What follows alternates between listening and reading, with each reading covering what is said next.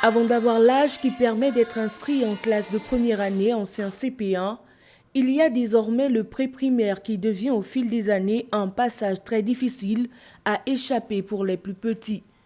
Un choix fait en général par des parents dont les raisons sont liées soit à leurs occupations professionnelles ou par le besoin de galvaniser très tôt l'intellect de l'enfant.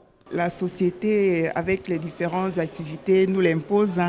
Quand le parent doit sortir, il faudrait que l'enfant commence aussi l'école. Il doit sortir les matins. Donc, il faut quelqu'un. Si tu n'as pas quelqu'un pour garder l'enfant à la maison, il doit aussi commencer très tôt.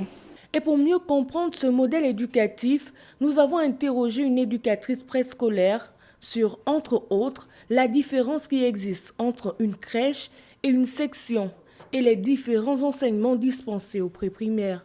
La crèche, c'est un établissement où on accueille les enfants qui ne sont pas en âge d'aller à l'école pendant que leurs parents sont en activité. La petite section, c'est l'âge de 3 ans, la moyenne, c'est 4 ans, et la grande section, c'est l'âge de 5 ans.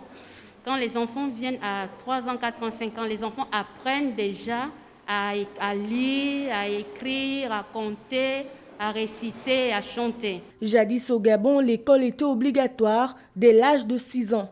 Récemment, le texte a évolué et dispose désormais que l'éducation et la formation sont obligatoires. L'accès à l'éducation et à la formation est assuré à tout jeune Gabonais ou étranger résidant sur le territoire et âgé de 3 à 16 ans.